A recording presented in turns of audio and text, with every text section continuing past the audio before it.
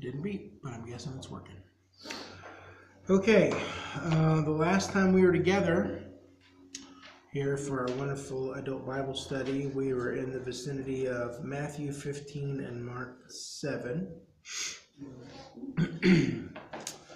We had talked about Jesus' encounter with a woman from the area of Tyre and Sidon. Tyre and Sidon being coastal cities on the end of the Mediterranean, Gentile areas. Jesus has gone that direction, from my perspective, to rest and retreat a little bit. While he is there, he has an encounter with a Gentile woman who believes that he is the Jewish Messiah and has the power to bring the evil spirit out of her daughter. And we talked about that conversation between the two of them, about the dogs and the crumbs and the children. And she walked away from that encounter with Jesus, going home to find that her daughter was fine. Whatever was going on before, fevers, deafness, blindness, muteness, seizures, we don't have those details, but she's good. She's fine. Jesus healed her from remotely. Not the first time he's done that, and not the first time he's had an encounter with a Gentile woman, and had a great conversation about faith. So, in my chronological Bible,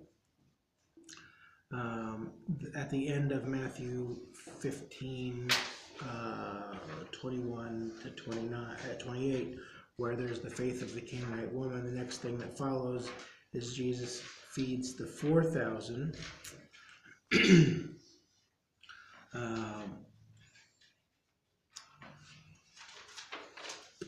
There's also in Mark 7, verse 31, Jesus healing a deaf and mute man. So we'll talk about this deaf man first, and then we'll get to the feeding of the 4,000. So let's look at Mark 7, verse 31, down to verse 37. Then Jesus left the vicinity of Tyre and went through Sidon down to the Sea of Galilee and into the region of the Decapolis. There some people brought to him a man who was deaf and could hardly talk, and they begged Jesus to place his hand on him. After he took him aside, away from the crowd, Jesus put his fingers into the man's ears. Then he spit and touched the man's tongue. He looked up to heaven and with a deep sigh said to him, Ephphatha, which means be opened. At this the man's ears were opened, his tongue was loosened, and he began to speak plainly.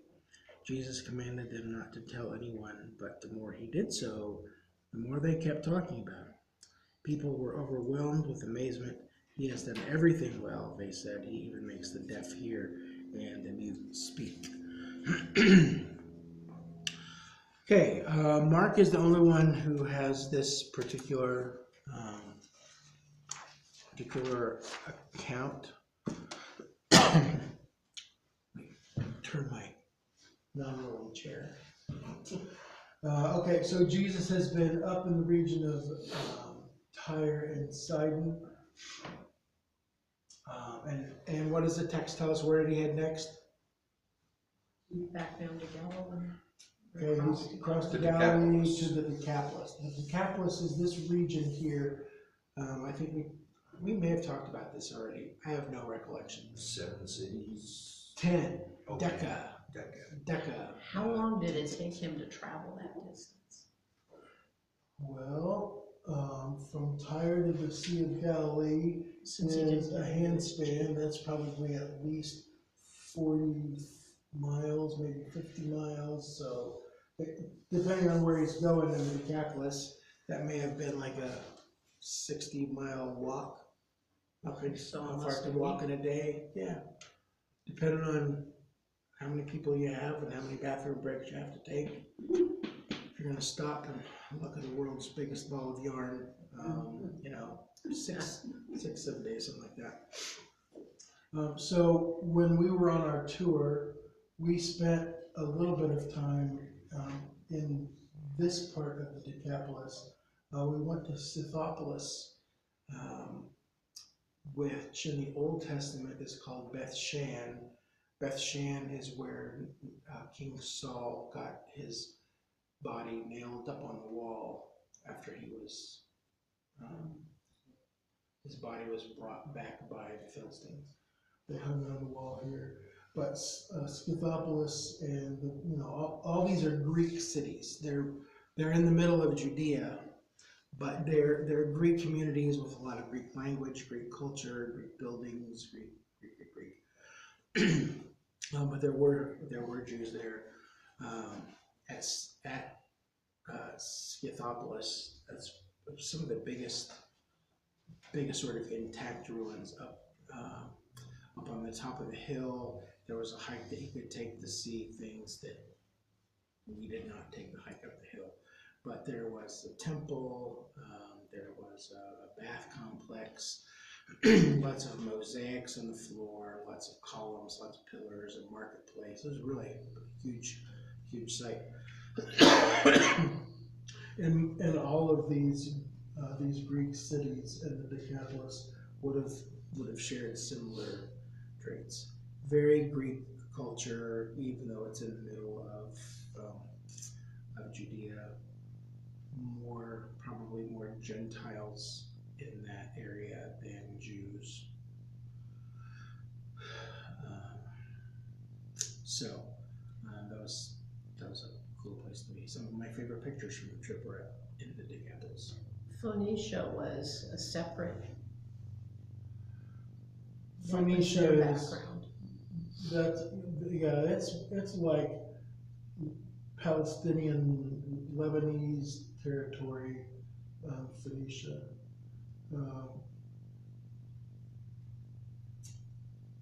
One of the things the map shows is that right here between Tyre and Sidon is a little town of Zarephath. You might remember from the Old Testament. Again, if it's Elijah or Elisha, I can never keep them straight. That is not a great choice for character names. Short should have Bob, that would be easier. But there is the widow of Zarephath, and one of the prophets goes and saves her from famine, and I believe that's the same woman whose son he raises from the dead. So there's,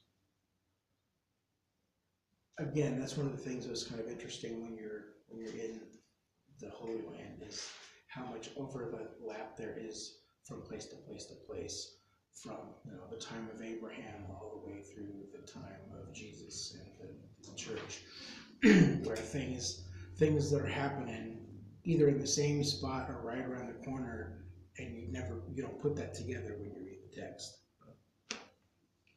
So is Petra part of Decapolis? Petra is in Jordan territory. Okay. I'd have to have Indiana Jones to find Petra. Okay. But it's not. it is on the west side of the Jordan for sure. I'm just not sure how far out it is. But the Petra is the place in the Last Crusade Indiana Jones movie, the building that they go into where the temple is. That is actual a real place. That is the library at Petra. So is the Decapolis still there? Are these 10 cities still there? The ruins of them are. The ruins, but none of them are. I don't know. It's possibly, things kind of move over time. Cities kind of expand and grow and shrink and grow, and I don't know if any of those places are still like viable cities or not. I know outside of Scythopolis, there is a little city there, a little town that we drove around for a minute. But most of those ruins ended up being covered up. There were tells, these mounds of dirt and things that have accumulated over 20 centuries or longer. So, okay.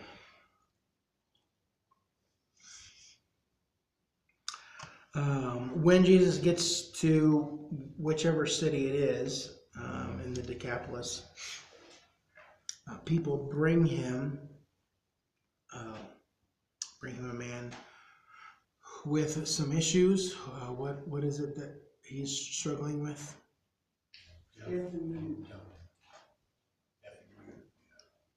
We still have deaf and mute people, We do. do we? Helen Keller. Wasn't she different?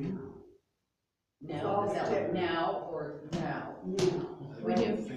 In this room right here? Yeah, with all No. the technology There are plenty we have. teetering on deafness, but we don't have anybody all the way there. Okay. Yeah, that still happens.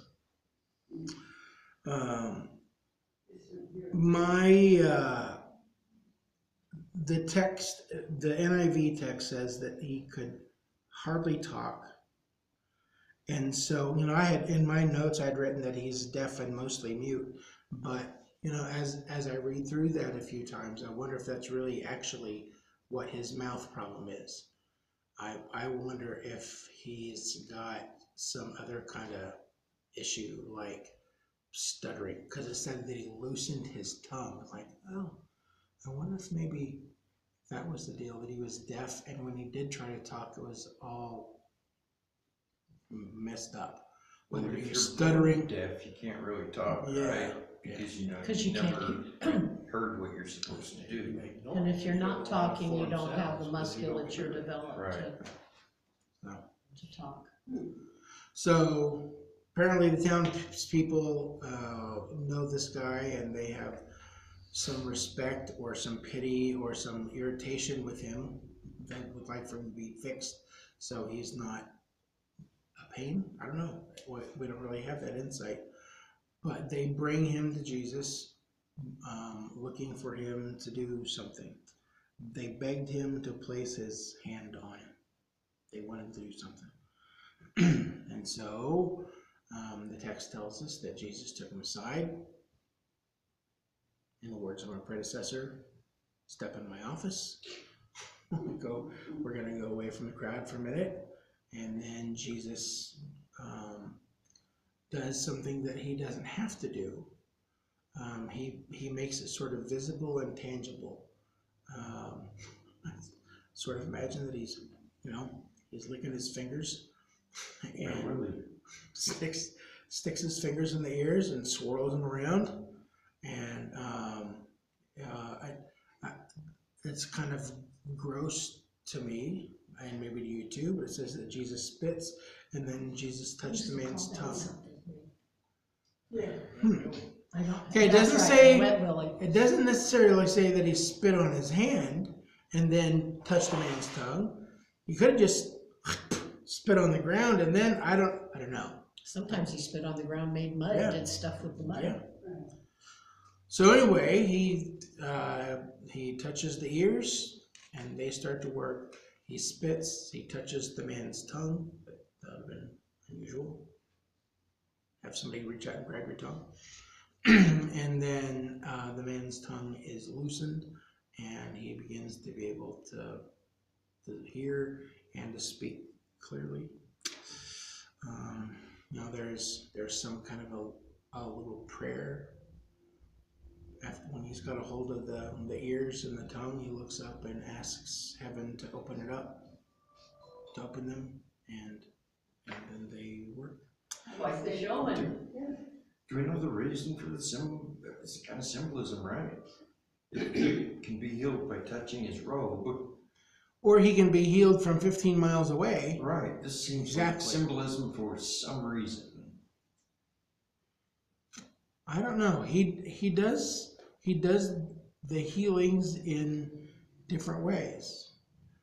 Sometimes he lays a hand on people. Sometimes he doesn't. Sometimes he says something. Sometimes he doesn't. Sometimes he uses some other ingredients like mud or spit, and sometimes he doesn't. It's very curious. There must be some compelling reason for there to be a visible and tangible aspect of it. Like this cat needs to see me and feel me do this to really understand what's taking place.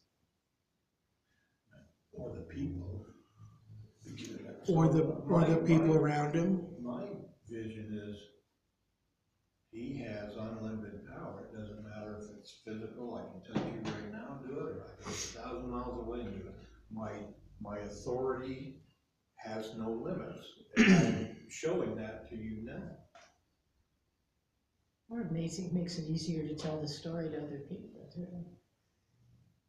Yeah, I would go with that too. Makes it more believable. However, he does go on to say, don't tell anybody. But the more he told people don't say anything, the more they said. Well, he did more than, well, I know of two, but he probably did more than that remotely. He showed the woman that just touched his robe. Mhm. He wasn't even aware that she was there until she touched him. Just a And random he person felt in the crowd. he felt the power. And go out.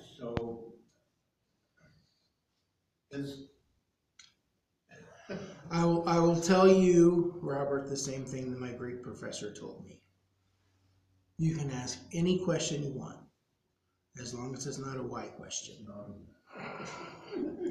Why? I don't know. Why would Jesus do it this way and not another way? I don't know. Why was it God's will for, I don't know. Because I really don't know the mind of God. The best that I can do is to speculate and to say that it must have been important for this individual or the people who brought the man to Jesus to see him doing something physical. No, we know that the magic is not in Jesus' fingertips. It's not in the spit. It's not in the mud. It's not in the clothing. What brings the miracle, what brings the healing, is not that stuff. And it was very It's him. specific too. He was deaf, so his ears were part of the folk. I mean, it wasn't just like laying a hand on him and says you're all healed. It was very specific. Stick out your tongue. Yeah. Probably he couldn't have said that. He would have had to go. How do you pronounce that? In my movie, that's how it will be. And it'll be biblically accurate. I'm waiting, I can't wait to see that. I look forward to seeing it too. I probably needed just $20 million in 10 years. I've been listening to the previews for years. Yeah. I'm just painting pictures. How do you pronounce that Greek word, frozen? Ephatha. There's a double phi in the middle there. So it's like two F's in a row. Ephatha.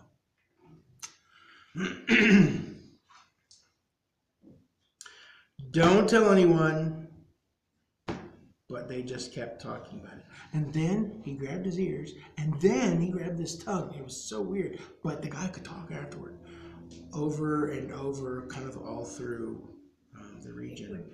I would guess that they would be kind of a shock and awe thing that they couldn't keep quiet. Yeah. I mean, secret that doesn't matter, you don't Don't tell. you think it's ironic that the one thing he made him do was be able to talk and then told him not to?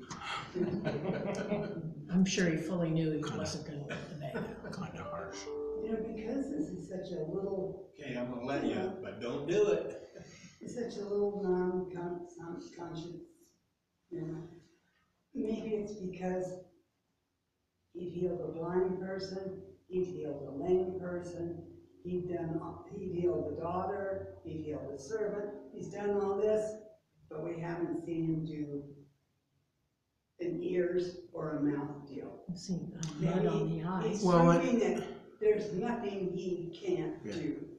And in the next piece, we'll see, I think it's a specific reference for Matthew specifically to show that Jesus is healing. He's not just the eye fixer, or not just the knee fixer, or he's not just the back fixer, but it's a whole host of things, most of which we see predicted in the Old Testament, usually like in Isaiah, that, you know, the Lord is going to restore sight to the blind, restore hearing to the deaf. He's going to make the lame walk. He's going to bring freedom to the captive. It really just seems like, especially like in the next little bit, that gets highlighted and underscored, that Jesus is going to do all these things that it was predicted that God would do. And I think that's probably why the response Mark writes here is there. People were overwhelmed with amazement. You know, they cannot believe what they're seeing. And if these are Gentiles, they don't really have as much backstory as the Jews do. Because the Jews would think, oh yeah, well, the Messiah is supposed to be able to do these things. The prophet is going to have this kind of power. Yeah, they're kind of outside of that body of knowledge. And for them, somebody who's been following Greek gods, Zeus and Apollo and Aphrodite and all that kind of stuff, though what he's doing does have very specific divine power. Maybe it's easier for them to see that Jesus is divine than for the Jews. He has done everything well. He If makes... you were a Jew, well, a disciple, you were a disciple, and you have people that believe in your own family who believe in Jesus. Here he is. Why is he out healing all these Gentiles when we have so many of our own and you're not healing them? I think I'd be a little jealous, or a little why. You know, why can't Well, you do like brother? almost all of his ministry has been in Galilee, in Jerusalem, in Jewish villages and towns. I mean, the number of times where he's interacted with a Gentile really has been fairly small. I mean, we've got this guy who's probably a Gentile, the lady with the demon-possessed daughter who is a Gentile.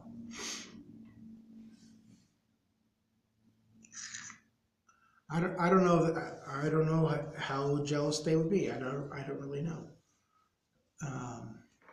I'm guessing that they're mostly overwhelmed like everybody else, like, oh, he did it again. He did it again. It doesn't matter where we are, wherever we go, he does the same kind of thing. And I think That makes sense. I can't say that it's true for certain, but it would seem that, like, right here in this portion of his ministry, that it seems like he's trying to help his Jewish people understand that there is grace, there is favor for Gentiles as well. He will heal them. He does have a place for them. Again, that kind of goes back to some of those Old Testament prophecies that the Messiah would be a light to the Gentiles as well. So it seems like it's a little kind of mini theme right here in the middle of this part of the story.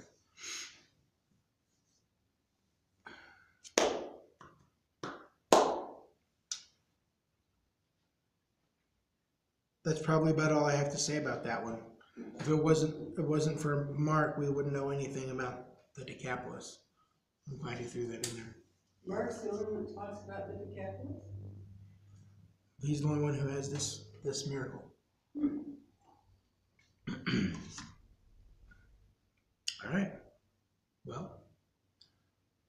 If nobody else has any other commentary, questions? This might be a little off to the side, but since Mark heard all of his stuff secondhand, who do you think he got it?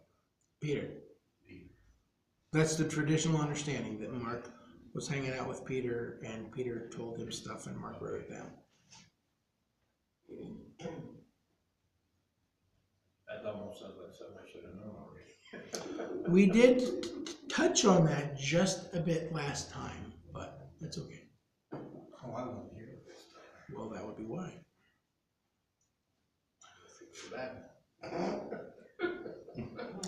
Okay, well, let's roll on then. That's why there's no bad questions. Except for why? They're not bad questions, I just don't have an answer for them. You just can't ask. You can ask them, Said you can ask. just don't any expect an question answer. but one. Why can't I ask? That's what he told me. Okay, let me clarify that. You can get an answer for any question, but a why question. Okay, so the next thing that we've got here, rolling along in Matthew 15 and moving across into Mark 8 is another miracle. Matthew and Mark share it. Nobody else does. You can take that wherever you'd like, Shirley. Yeah, that's what I'm about ready to do. Thanks. But you've got another 18 inches of cord if you need to get it closer. I'll just sit right here. Thank you. Matthew 15, 29 to 39, and Mark 8, 1 through 10. We read about another feeding miracle. This time it is of 4,000 men plus women and children. Okay, because scholars love to disagree on things. There are Bible scholars that believe that this is just a retelling of what we saw a chapter ago in Matthew 14 and Mark 6, the feeding of the 5,000. It was so good, let's tell it again one more time. But there are some differences in the story.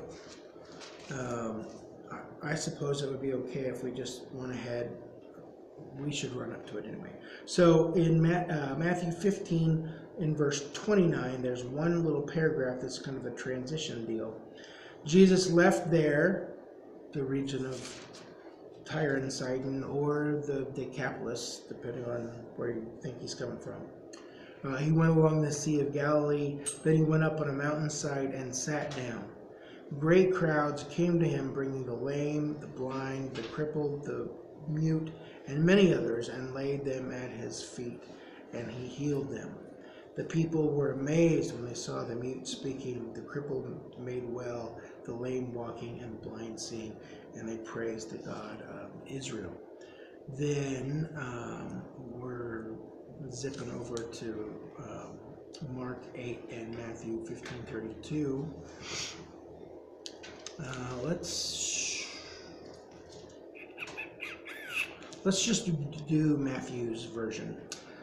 Jesus called the disciples to him and said, I have compassion for these people. They have already been with me 3 days and have nothing to eat. I do not want to send them away hungry, or they may collapse on the way. The disciples answered, where could we get enough bread in this remote place to feed such a crowd? How many loaves do you have? Jesus asked. 7, they replied, and a few small fish. He told the crowd to sit down on the ground. Then he took the 7 loaves and the fish, and when he had given thanks, he broke them and gave them to the disciples, and they in turn to the people. They all ate and were satisfied. Afterward, the disciples picked up 7 baskets full of broken pieces that were left over. The number of men who ate was 4,000 men, besides women and children. After Jesus sent the crowd away, he got into the boat and went to the vicinity of Magadan. All right, so if you think about the Matthew 14 feeding of the 5,000 and the Matthew 15 the feeding of the 4,000, what are the things that are a little different? The obvious first answer is 5 versus 4,000 people. Okay, Matthew is the one who gives us the clue that it's 4,000 men plus women and children. So maybe it's 6, 7, 8, 10,000 people. It's a huge crowd. Okay. What else is different?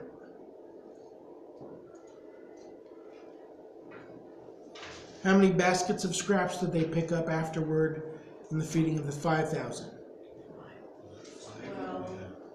12 baskets. Each disciple had a basket. Here it is 7 baskets. Does Matthew say that, or is that just Mark? I'd hate to lie. 7 baskets, fine. Okay, so the amount of leftovers is a little different. I'm gonna kill this fly. How many fish and loaves did he start with in the feeding of the 5,000? 5 loaves and 2 fish. Here it is 7 loaves and some fish. So that's a little different. But there are some other things that are the same. The menu is the same. Fish and bread.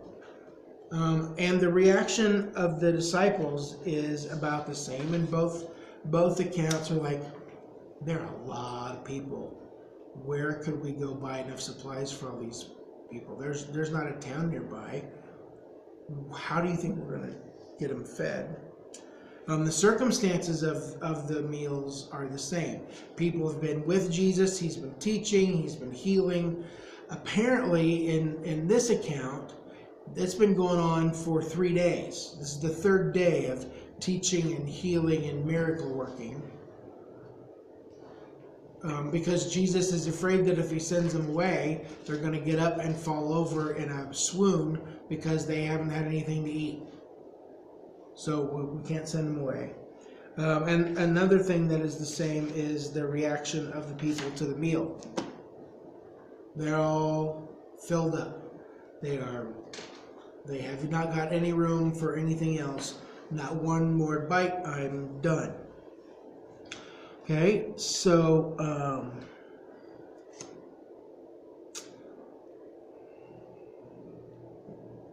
just keep that in mind for a minute.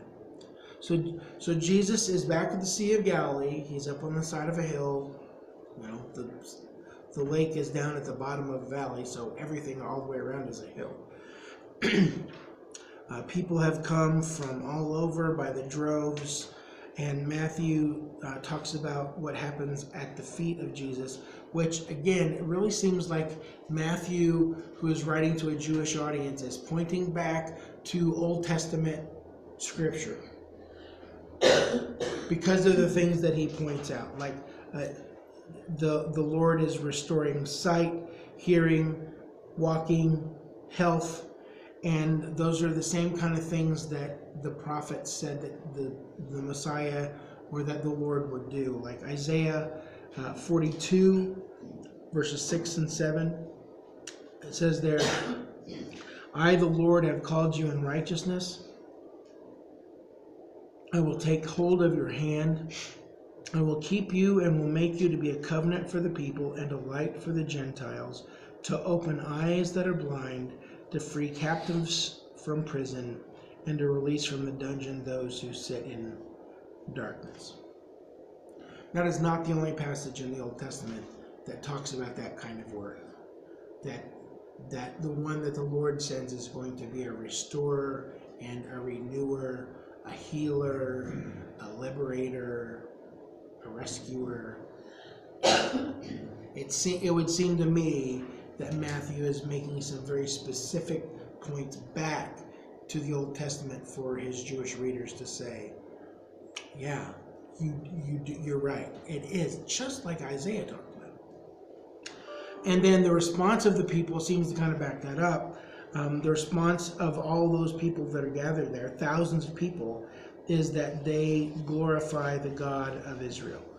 They seem to understand that what is taking place there on the hillside is divinely resourced. This is not somebody doing magic or cool tricks.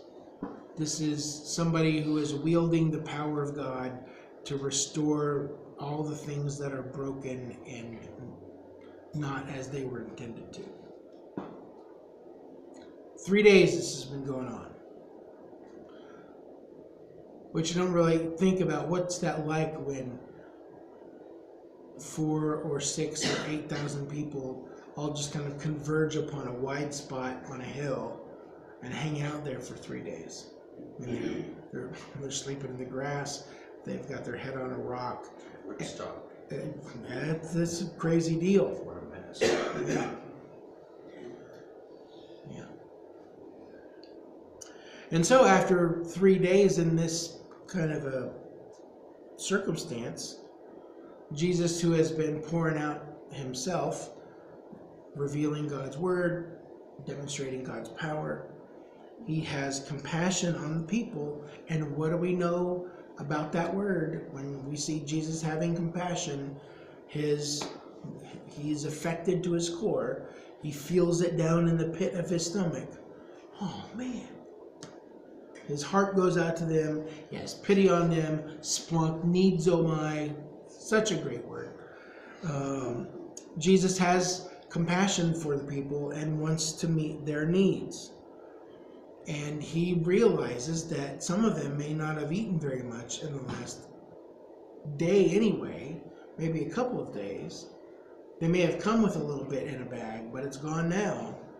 And so I don't want them getting up and leaving here because they may not make it all the way home safely.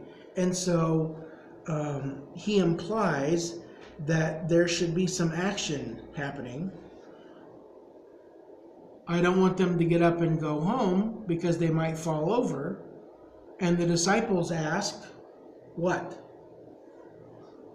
Where are we gonna find the food? Yeah. We cannot get this at Maverick. There are not enough beef jerky treats for everybody in that store to have some of this. Every convenience store, every little market, every little shop, every farm would have been stripped bare with this kind of a crowd. And this is where, and that's one of the places where the scholars say, see, it has to be the same thing, because these dumb disciples asked the same dumb question. They've seen it a chapter earlier. Hey, there's all these people. There ain't no bread. There's no store. What are we going to do? And Jesus feeds them. So here they are, days later, weeks later, same thing has taken place, and the dumb disciples go, I don't know what he's going to do. I don't think that's true. I don't think you have to read it that way. I like to give people the benefit of the doubt and believe the best about them, generally. I'm often disappointed, but I want to give them the benefit of the doubt. Here's how I think it works. Again, in the Sayers movie of this particular exchange, Jesus is there. He's pulled the disciples over to the side like, hey, boys, I don't want the crowds to get up and go home because they might not make it. They don't have anything to eat. And they go, well, I don't know, Jesus. Where could we get bread for all these people? Wink, wink, winkety, wink, wink. Because they've just... I think there's room in the text for that. That this is maybe their own little private joke. Their own little deal. It's feigned disbelief. Where could we get bread for all these people? Jesus? Well, because after 3 days, they still had 7 loaves and a couple of fish left. Right. And the reason that I think that this is a possibility, and I'm not telling you have to believe this. You can brand me as a lunatic heretic if you want to. But I think there's room because of what Jesus' response to them is. They say, where are we going to get bread for all these people? And immediately says, well, how much bread do you have? Yeah. Remember, I can do stuff. How much bread actually is there? What do I have to work with? Which I believe he already knows that answer as well. Could it be a different group of disciples that are with him? That's a good question. Well, usually when they are talking about the disciples, they typically are looking at the 12, but Apostles. it could. I suppose there's possibility. There are men and women that have been followers of Jesus that are not counted in the 12. So They followed, but most of them followed him all over the place. There would have been a core, I believe, that had, like you say, they'd seen this before and they were, so. Yeah. Where are you gonna get it? in Here it is, right here. in the flannel graphs, it's always Jesus and the 2 clumps of 6 disciples walking along with him on the road. Okay, I think that is great for flannel graphs, but probably not an accurate picture. I think that the number of people who move along with Jesus is more than 12. Probably not always hundreds, definitely not thousands, but I think it's probably bigger than the 12 because of some of the things that we read later in the Gospels, especially about the female followers. So I will put that little star to say it is possibility that it was a slightly different group, maybe that hadn't seen it, hadn't experienced it. But I am gonna stick with my own personal guns here to say I believe there's room in the text for him to say, all right, how many loaves of bread do we have this time? Okay. I don't think that this exchange has to mean what skeptical, doubting scholars would say. See, it's made up. It's just the same story over again. They just change the numbers, but everything else is the same. Verse 1 it says, again. That's pretty specific about happening more than once. Yes. And based on something we will not get to today, Jesus talks about them as 2 separate events as well. So, but the rest unfolds just the same way as Matthew 14 does. They bring him the bread and the fish. He lifts them up to God. He gives thanks for them. And then he begins to break them into pieces. The pieces are collected by the disciples who distribute them to the crowds. Everybody eats and eats and eats. They've got enough energy to get home. They collect up 7 baskets full of leftovers. And then Jesus says, thank you so much for coming. We hope to see you again sometime soon. And they part company. The crowds go off to home, and Jesus jumps into the boat and sails to the other side of the Sea of Galilee. So, This is where the 2 stories, 4,000 and 5,000, really, you can really tell they're 2 different stories. I think so. Yeah. I don't know why it's inconceivable that Jesus would do the same miracle twice. He healed the same kind of deaf ears and broken legs and bad backs and things over and over again. Why couldn't he do this twice? So he is sailing. I'm assuming he's over on this side somewhere because he's sailing across and is headed towards what does Matthew call it? Matthew called it Magadan. Magadan. Yeah. Um, Mark calls it Dalmanutha. Are they the same place? Dalmanutha and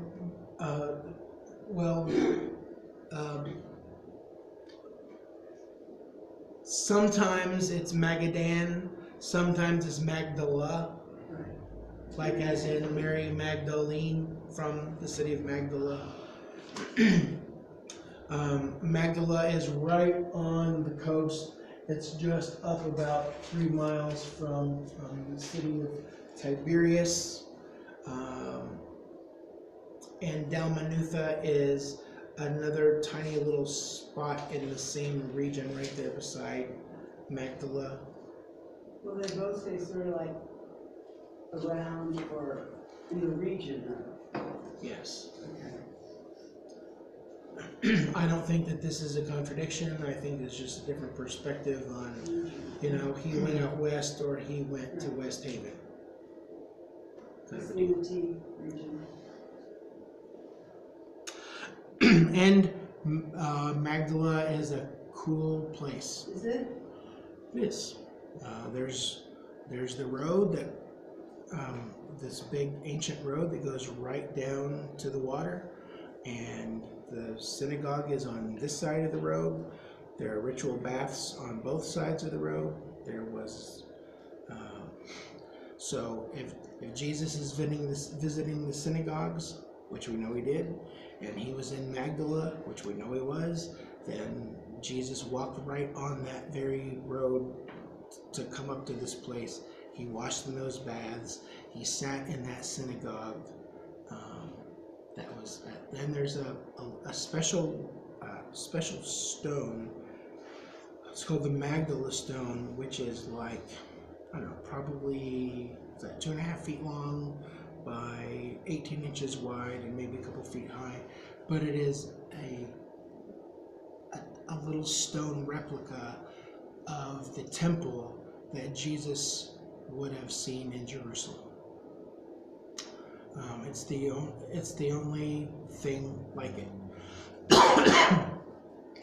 and it's the box that they would have laid their scrolls on when they were teaching from the synagogue, and that a replica of that stone is right there in the middle of the ruins of the synagogue, and I can just, it's a cool place. There's a beautiful chapel there, Catholic church, that has 4 little chapels and one big chapel where the pulpit is a boat that the priest stands in with a big window out over the water. That's a very cool spot. Does anyone live there? Does it have a hotel? There's shops and stores and museums and that kind of stuff around. There are people who live all around that. It's not like a real city. It's more like just, it's like around, like what? Around Lake Tahoe. I mean, there's just houses and stuff all along the way, or Bear Lake. It's just kind of surrounded.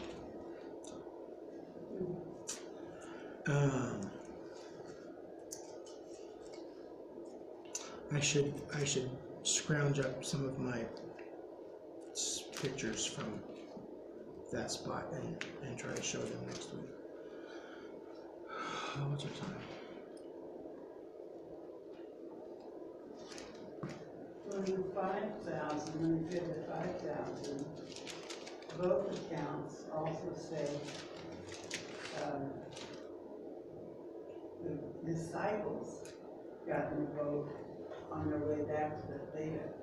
He didn't. He stayed and prayed, and that's when he walked on the water. So That would be a difference that's as well. definitely different than the 4,000. And it says the same thing in both Matthew and Mark. I think it's 2. I think Okay.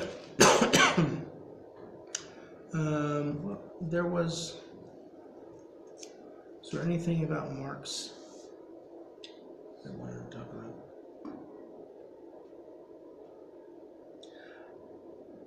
Mark's and Matthew's accounts really are pretty much the same, except for the region of Dalmanutha or Magadan.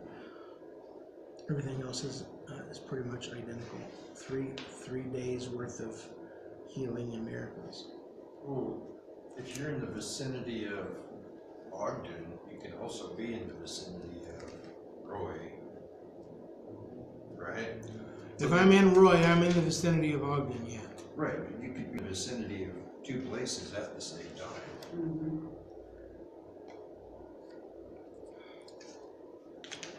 I can be in West Haven, I can be in Weber County, I can be in Utah. Right. None of them are contradictory, it's just about how precise you're going to be. Or what's familiar to you. Be in the vicinity of Hooper and You don't want to do that. Careful. Or Canesville, yeah. in the vicinity of Canesville, which doesn't even exist It anymore. doesn't even exist. All right, friends. So the next thing would be in Mark 8:11, or also Matthew 16. The Pharisees and Sadducees come to talk to Jesus. I am not prepared to do much more. So we're going to mark it there at Matthew 16:1 and Mark 8:11 for next time, which is October the 17th.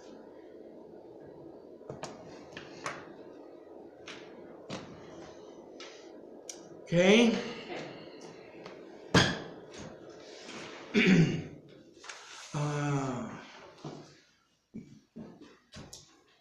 If you happen to be watching on YouTube, thanks for finding this. Feel free to make a comment so I know that somebody in the world is watching this besides my mother-in-law.